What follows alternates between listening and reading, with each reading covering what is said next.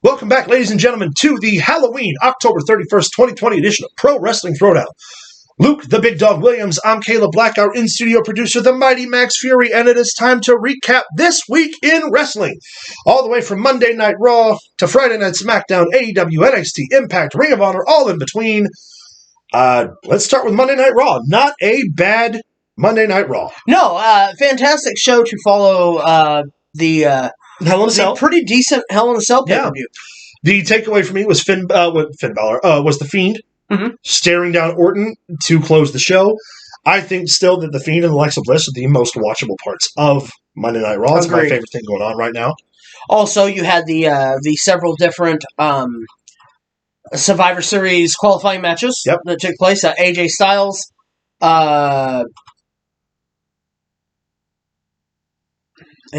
advanced. There were a couple other names, but I can't recall offhand. I can't either. Yeah. It's weird. We'll figure it out. Point is that Raw sets up for Survivor Series, which is the cross-promotional plan for the pay-per-views Raw versus SmackDown, champions versus champions. Yes. The Street Profits, right? Ah! The Street Profits will wrestle the New Day as tag team champions versus tag team champions, which is going to seal the show in our opinion. Fantastic. Also, you're going to have your tandem women's title match, or women's champions match. Asuka will wrestle Sasha Banks. If Sasha Banks get past Bayley next week. Next week on SmackDown. We've also got the United States champion Bobby Lashley wrestling the Intercontinental champion from SmackDown, Sami Zayn. Sami Zayn. I could not remember. Which honestly I think could be a dark horse match. Could also, be very, very, very, very good. And of course, the Raw versus SmackDown 5-person tag match, elimination Survivor Series match, which we always love. One of my favorites. And the women's as well, having the Survivor Series match. Yep, the women's. And to top it off, you're going to see Randy Orton versus Roman Reigns. Fantastic. A mega heel champion versus a mega heel champion in a Survivor Series bragging rights situation. Love the way Raw set it up. It's looking great. Tuesday night on Impact, who shot Johnny Bravo during the wedding?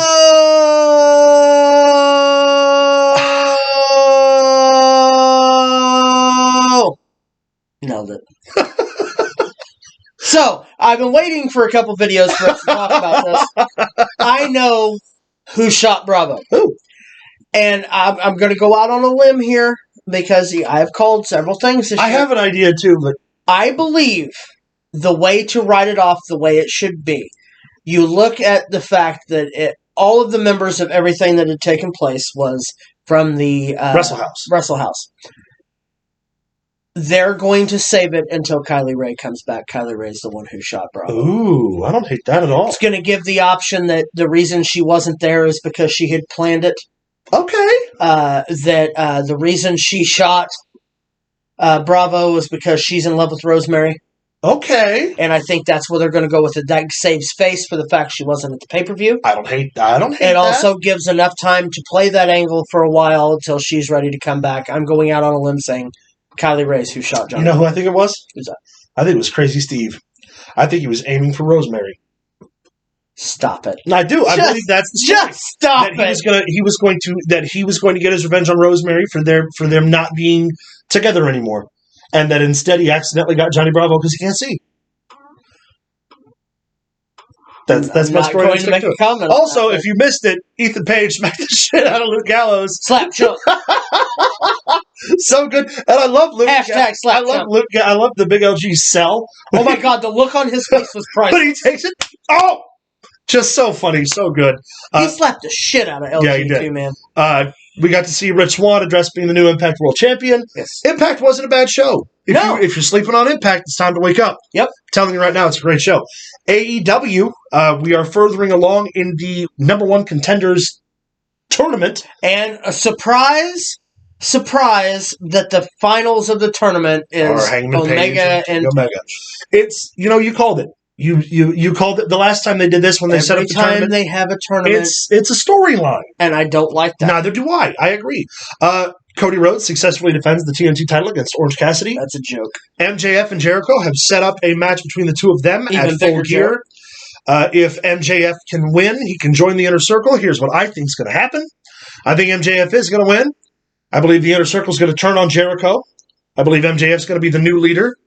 and that Jericho will now turn babyface and feud against the Inner Circle. So basically what you're saying, to jump on the end of that, I'm going to add a little bit, because I also believe that's probably where we're going, except I believe that when that takes place, Jericho will join several different people, and that's when we're going to get War Games. Yeah, when we get the match beyond. Yep. Also, FTR and the Young Bucks, it's set.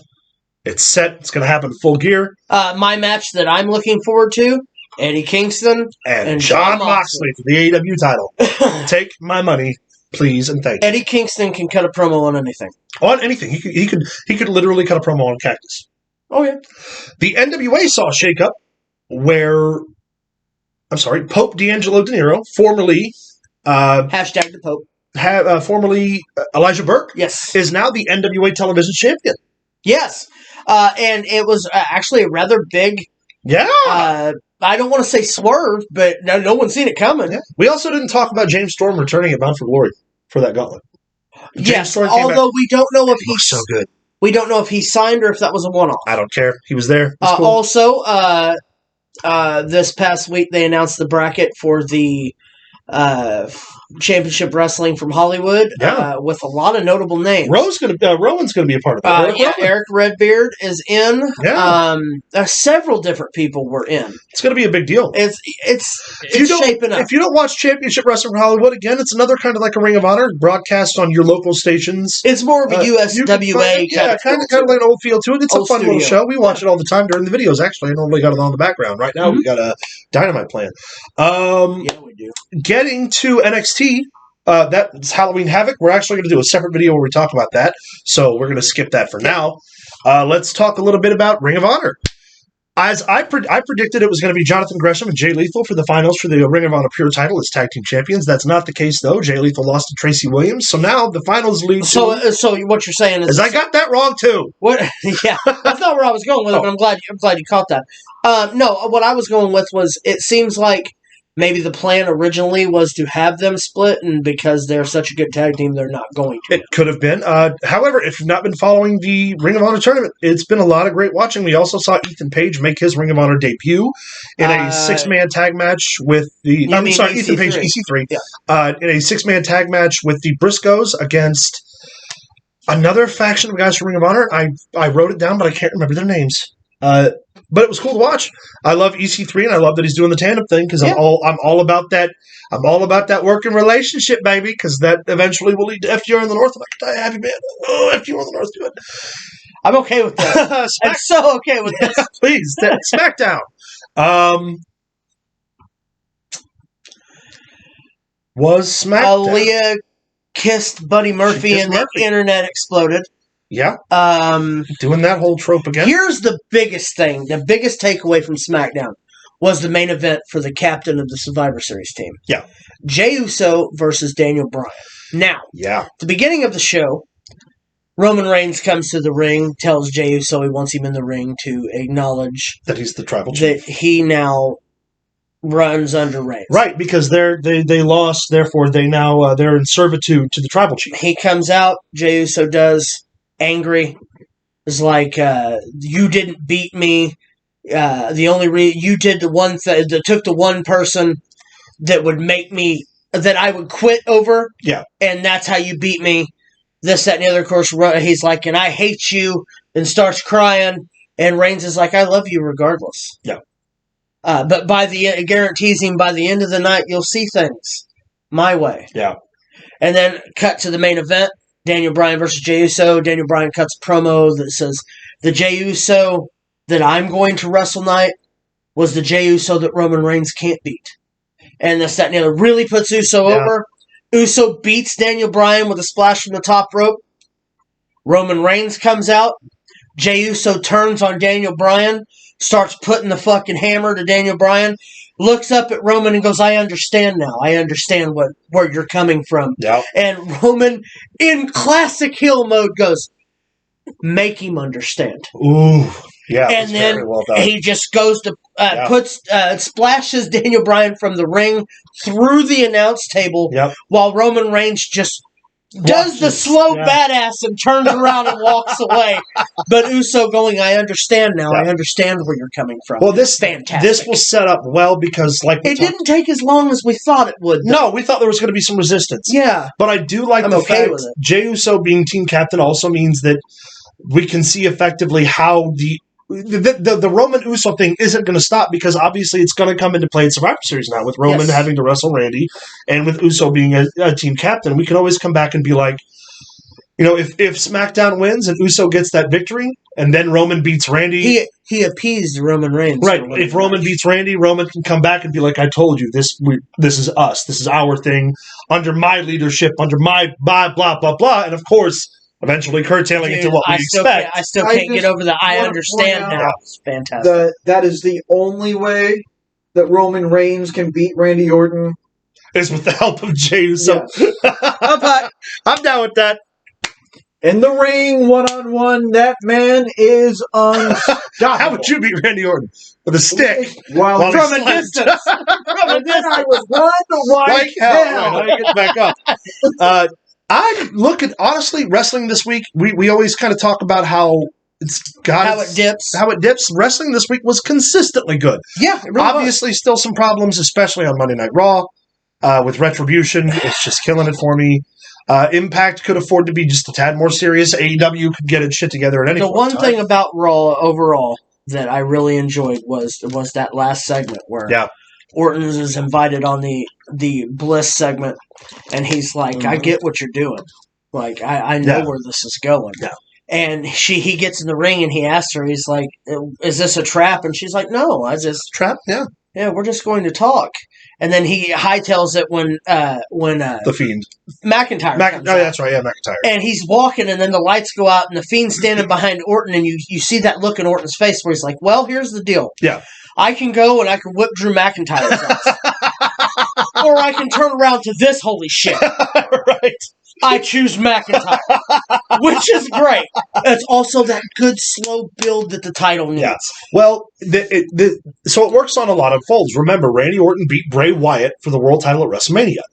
We saw Bray Wyatt go away. We saw him come back as the Fiend. There's a lot of story between Randy and the Fiend that they can use to kind of build. And also, I love the fact that Orton is really as experienced as he is at taking these things that are difficult to put over getting them over. Here's a question that I posed. Yeah. We talked about in a segment before about what if Edge had joined AEW and everything. Yeah. Here's my question. Think about what would wrestling now on TV look like if Edge wouldn't have gotten hurt this year. Yeah. Would Orton still be in the driver's seat? I mean, like, no. Now, we're Orton fans, and I get that. But seriously, though, would they have put the title on Orton, or would it have just drug out and Edge wrestled somebody else for the belt? No, they had to put the belt on Orton, and this is why. Contractually speaking, Edge is only contracted to do 3 official matches. He can do more, but he has to do 3. So in his novice year back, to give him the time to knock off the rust before he commits to any further schedule, to make that special WrestleMania match happen, where after Edge wins the Royal Rumble, and challenges Randy Orton for the belt at Mania, they would have had to have put the belt on him. And but would they have waited this long? No. They probably would have pulled the trigger, 2 months ago when we first thought they were going to. But this way, we didn't know what Edge's injury status was, and they're still trying to get the fact that McIntyre was champ off the ground. So I think, yes, Randy Orton would still be on top, but all roads lead to Edge. Also, I believe that the way that they took the title off Drew McIntyre with the lackluster finish really hurt McIntyre.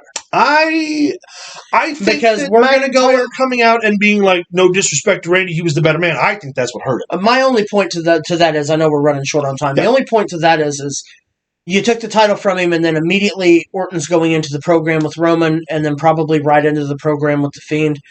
Didn't give Drew McIntyre that comeback. But think too, now we can watch kind of McIntyre go on the trail again. Right. And get that rebuild. Right. So it's not like McIntyre's completely out of the picture. We're just going to see these different areas. Guys, we're running late.